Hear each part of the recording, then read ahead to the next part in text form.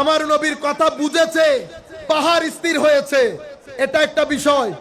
আরেকটা আপনারা শুনেছেন, খেজুর গাছের একটা গোড়া আমার নবী যেটার সাথে ট্যাক লাগিয়ে খুতবা দিতেন, সেটা আমার নবীর এক সাহাবিয়া এসে বললেন, ইয়া রাসূলুল্লাহ, আমার এক ছেলে কার্পেন্টার হয়েছে, আমি কার্পেন্টার সাহাবী দিয়ে আপনার জন্য একটা মিম্বর বানিয়ে দেই।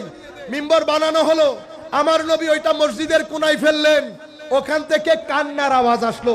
এটা আপনারা জানেন, আমি যেটা জানেন সেটা বলছি না, যেটা আপনারা শুনেছেন হয়তো কম শুনেছেন। আমার নবী ওই, আপনারা চিন্তা করে দেখেন, একটা শুষ্ক খেজুর গাছের একটা শাখা ঢাল, সেটার মধ্যে আমার নবী থাপড়াইতে লাগলেন, চুপ করে যা, চুপ হয়ে যা, হয়েছে হয়েছে তো। এতে বলতে বলতে ক্রন্দনের আওয়াজ কমে আসলো। আমার নবী বললেন, তুমি কি এখানে থাকতে চাও? যদি এখানে থাকতে চাও, আমি তোমাকে জীবিত করে কোন একটা বাগানে লাগিয়ে দেব।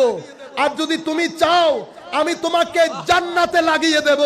যদি জান্নাতে লাগিয়ে দেই, তো ফায়াকুল মিন্না as-সালিহুন, তোমার থেকে আল্লাহর নেক বান্দারা খেজুর খেতে পারবে।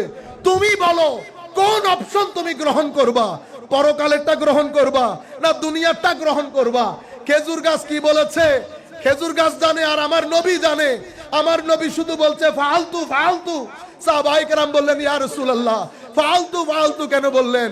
তো আমি তাকে দুইটা অপশন দিয়েছিলাম না, সে দুই অপশনের মধ্যে পরকালেরটা গ্রহণ করেছে বিদায় আমি তাকে কথা দিলাম, তোমাকে আমি জান্নাতের মধ্যে লাগিয়ে দেব। তোমার ফ্রুট যাতে পুণ্যবান বান্দারা খেতে পারে সেই ব্যবস্থা আমি করে দেব। আমার মূল টার্গেট ছিল আপনাদেরকে বলার, আজকে অনেক হাদিস শরীফ ছিল, শুধু এতটুকুন বলার জন্য, জড় পদার্থ, জীব পদার্থ, পাথর, গাছ, প্রত্যেক কিছু আমার নবীকে চিনতেন, নবীকে সালাম দিতেন, নবীর সাথে কথা বলতেন, নবী সালামের জবাব দিতেন। এই যে নবীর এহসাস, আমার নবীকে যে বাই নেচার একটা তাসাররুফের ক্ষমতা, একটা আমার নবীকে একটা পার্টিকুলার এখতিয়ার আল্লাহ দিয়েছেন, সেটা বোঝানোর জন্য আল খাসায়েস আল কুবরা কিতাবের মধ্যে প্রথম যে বর্ধিত অংশ বলেছি, সেটা ইমাম আহমদ ইবনে হাম্বল ওনার মুসনাদের মধ্যে বর্ণনা করেছেন। যেই নবীর পাওয়ার বাই নেচার, যেই নবীর এই এখতিয়ার, তাসাররুফাত, যে একটা খাজুরের এই শিকড় এনে এটাকে ছুরি বানিয়ে দেয়। আমার নবী বাগান দিয়ে যাচ্ছেন, গাছ সালাম দেয়, পাথর সালাম দেয়। আখেরি হাদিস বলে শেষ করব। আনসারী সাহাবী এসেছেন, ইয়া রাসূলুল্লাহ, আমাদের একটা উট আছে, উট আর কাজ করে না, উট কাজ না করার কারণে আমরা জমিনে পানি দিতে পারছি না, শাকসবজি প্রডিউস করতে পারছি না, ইয়া রাসূলুল্লাহ কিছু করেন। আমার নবী সাহাবায়ে কেরামকে নিয়ে আনসারী সাহাবীর বাগানে গেলেন। বাগানে যাওয়ার পরে উটের দিকে যাচ্ছেন, সাহাবায়ে কেরাম বললেন, ইয়া রাসূলুল্লাহ যায়েন না, এই উটটা কুকুরের মতো হয়ে গেছে, কেউ পাশে গেলে কামড় দেয়।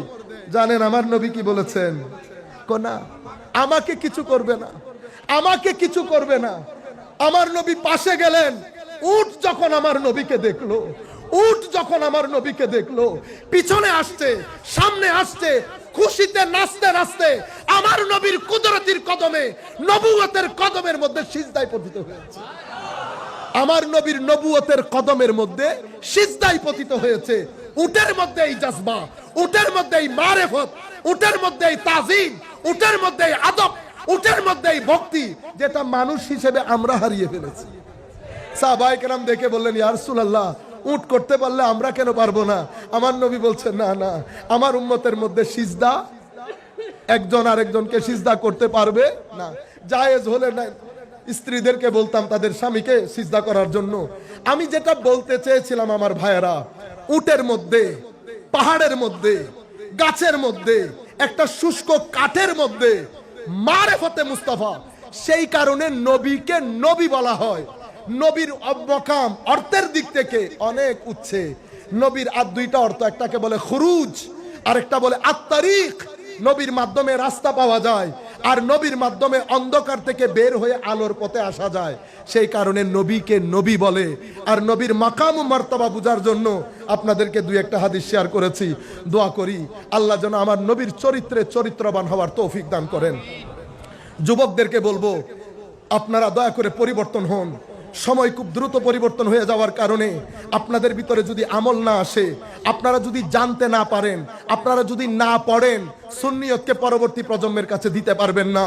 প্রচুর পড়তে হবে, নামাজ পড়তে হবে, তিলাওয়াতে কোরআন করতে হবে। বাইরের লোকজন পরে আসবে। আপনার এলাকার লোকজন যদি আপনাকে ভালো না জানে, আপনার এলাকার মধ্যে আপনি দাওয়াতের কাজ করতে পারবেন না।